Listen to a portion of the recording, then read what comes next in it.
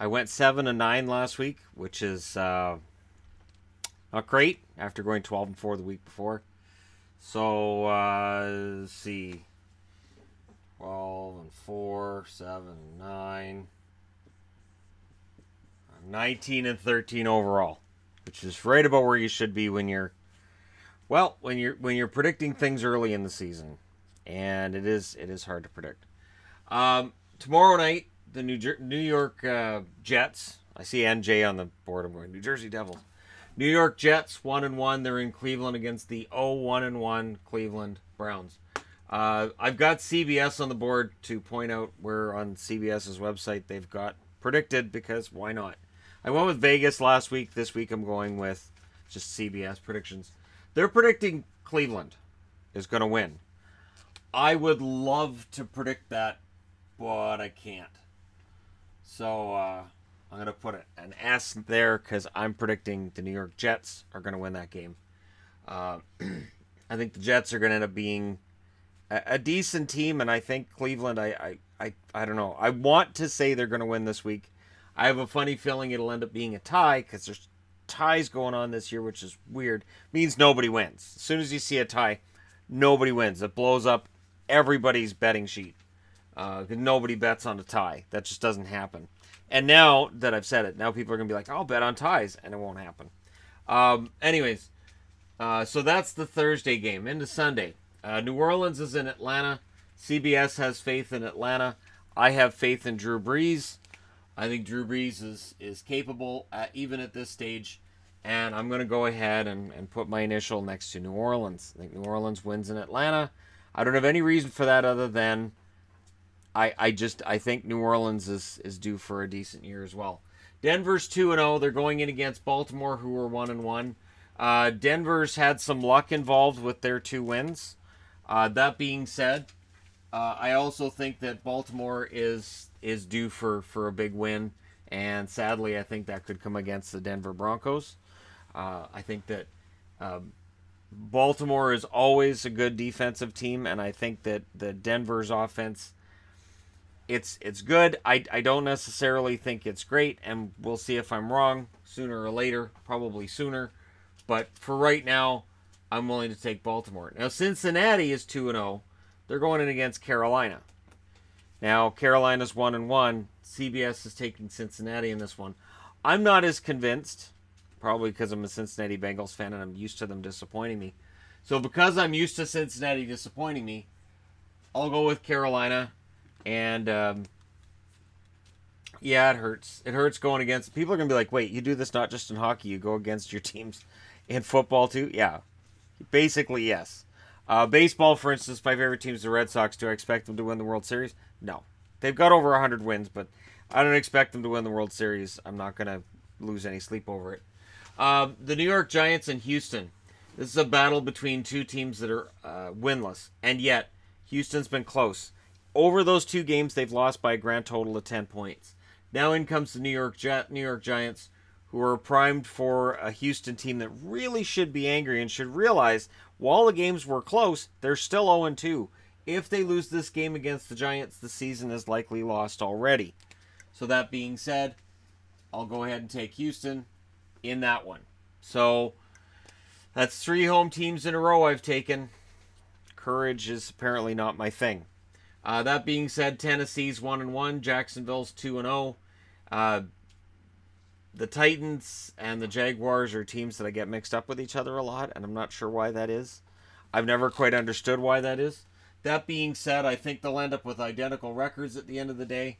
I think Tennessee goes in there and wins one in Jacksonville. Jacksonville may be a very good team this year, but elite, I don't know. I think they'll still have their struggles along the way. San Francisco 1-1. They're in against Kansas City. Kansas City's the one that's being favored. I don't see any reason not to go with Kansas City. I would love to say that I could find a reason that the Niners are going to pull that out, but I really can't. Kansas City looks like they're for real at this stage, and if they go to 3-0, that'll... it doesn't cinch anything, but when you've got a 16-game season, you got 13 left, you're already 3-0. You're in pretty good shape. You go 7-6 from there, which is mediocre. You still end up 10-6. Okay, Miami's at home against Oakland. Oakland's 0-2. Miami's 2-0. CBS's pick is Oakland. That is not my pick.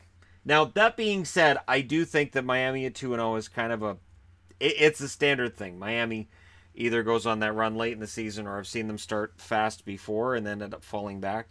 Just about when their fan base goes, hey, is this for real? Then no, it's not, and they fall back to earth. But I don't think it'll be against Oakland at home this week. So I'm going to go ahead and take Miami. So again, courageous as I am, I got 5 home teams and 3 on the road because courage isn't my thing. Buffalo's in Minnesota. Buffalo 0-2. Minnesota 1-0-1. They're going to be mad coming off of a tie. Buffalo is humiliated. But what's working in Buffalo's favor is everybody's talking about Vontae Davis walking out on the team. After this week, I think we'll be back to talking about how Buffalo's 0-3, and it looks like their season could already be out the window. So Buffalo is already on the verge of that, and I think Minnesota's good enough to push them to it. Indianapolis is in against Philly. Both teams are 1-1. Philly is a defending Super Bowl champion. I don't see them falling out of the playoffs the year after they won the Super Bowl. It does happen, but I don't see it happening to them. Carson Wentz is back, and for that reason, I'll go ahead and take Philly if for no other. Green Bay's in Washington. Green Bay's 1-0-1. Washington's 1-1. Washington, some respectable numbers for their first 2 games, but this is Green Bay. This is Aaron Rodgers, and I can't see Green Bay losing that one in Washington. The LA Chargers are 1-1. They're in against the Rams, who are 2-0. The Rams seem to be the choice that everybody's making. You know what? I'm tired of going against teams I cheer for. So between the Chargers and the Rams, that's as close as you're going to get unless the Chargers are playing Cincinnati. I've always liked the Rams, and that goes back to Jim Everett. Don't call him Chris. I'll take the Chargers in that one. I think it'll be a close game. I think it'll be a good game. Chicago's 1-1. They're in against Arizona. Arizona's 0-2. I don't think I'm picking, other than Houston, I don't think I'm picking an 0-2 team to get a win this week. And I can't see everybody going to 0-3. So I'll say that in a shocker, Arizona somehow pulls off win against Chicago. I'm going to regret that one, aren't I? I'm really going to regret that one, aren't I? Anyways, Dallas is in against Seattle. Seattle's 0-2. How does it get worse? Well, Dallas coming into town could make things worse. Big things are expected of Dallas. Seattle at 0-2. That's a tough one. That's as close to a pick 'em as I can get, is Dallas and St. Louis and Seattle. Because Seattle is, I did say St. Louis, didn't I? Seattle is, there's Seattle though, and there's Russell Wilson. There's still some decent offense there. You know what? I'll pick Dallas to pile on Seattle's misery, but just barely. New England's in Detroit. New England's 1-1. Detroit is 0-2. As much as I think Stafford can be a decent quarterback, this is New England we're talking about, so I'll take New England. The Monday night game is Tampa Bay, who are surprising at 2-0. They're at home against the Pittsburgh Steelers, who are 0-1. And just because it's kind of a fun thing to speculate about, I'll go with Tampa piling the misery on Pittsburgh. I hopefully I'm not 7-9 or worse again this week, but I could be. That could happen. I'm acknowledging that could happen. I'm definitely not completely in line with the CBS picks. I'm mostly, but I think 5 or 6 I pick differently. So it's up to you guys. Pick wisely.